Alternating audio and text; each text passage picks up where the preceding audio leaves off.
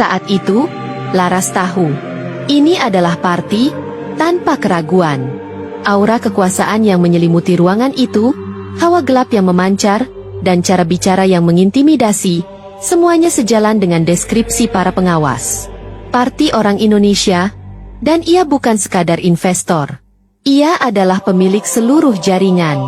Pria itu lalu mendekat dan berbisik di telinga Laras. Di sini, yang paling lemah akan dibuang duluan. Tapi yang pintar seperti kamu bisa naik pangkat, asal tahu caranya bermain. Saat itu, dalam hati Laras berkata, waktunya hampir tiba. Setelah pertemuan itu, hari-hari Laras berubah. Ia mulai diperlakukan berbeda dari gadis-gadis lainnya. Ia dipindahkan ke ruangan kerja khusus dengan akses lebih banyak ke sistem dan informasi. Pekerjaannya kini bukan lagi sekadar operator, melainkan mengatur beberapa akun judi besar dan mengawasi performa TKW baru. Semua ini adalah bagian dari rencana besar untuk menyusup lebih dalam ke dalam sistem. Ia berpura-pura patuh, tersenyum manis kepada supervisor, dan berpura-pura kagum pada sistem yang mereka bangun. Namun di balik layar, Laras menghafal password, merekam pola akses, dan diam-diam mengirimkan sinyal gaib melalui benda-benda kecil, seperti kaca, air mineral, bahkan layar komputer. Semua itu digunakan sebagai portal komunikasi dengan istana bawah laut. Ia tak lagi sendiri. Pasukan bawah laut sudah mulai bergerak secara gaib, menunggu perintah dari sang ratu yang kini hidup sebagai manusia. Dalam sebuah kesempatan langka, Laras berhasil menembus ke ruang server utama yang terletak di lantai basement, tempat tersembunyi yang menyimpan rahasia kelam.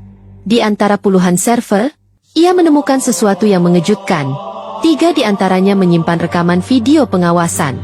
Ia membuka salah satu file, dan matanya terbelalak, terperangkap dalam gambar-gambar yang tak dapat dibayangkan oleh siapapun. Terlihat jelas proses penculikan dan penghilangan para TKW yang dianggap bermasalah. Dalam video itu, mereka dipisahkan dari kelompoknya, disuntik dengan zat yang membuat mereka terlelap, lalu dibawa ke sebuah klinik rahasia di pinggiran kota. Hari-hari berikutnya, nama mereka hilang dari sistem, tanpa jejak, tanpa pengaduan. Mereka seperti menghilang ke dalam kegelapan, seolah tak pernah ada. Namun, yang paling mengejutkan adalah folder misterius yang berlabel K. Di dalamnya, tersembunyi dokumen-dokumen medis, foto organ tubuh, dan transfer uang dalam jumlah besar yang mengalir ke rekening atas nama sebuah perusahaan Indonesia yang tidak tercantum dengan jelas.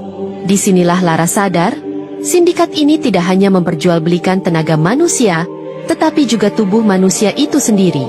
Organ tubuh, nyawa, dan harapan dijadikan komoditas demi keuntungan gelap. Dengan hati yang semakin tergerak oleh amarah dan keputusasaan, Laras menghubungi Sutarawa melalui layar monitor yang berkabut, menyampaikan pesan penting yang harus segera dikirimkan ke penguasa laut dan para entitas spiritual lainnya. Ia tahu, ini bukan hanya tentang perdagangan manusia.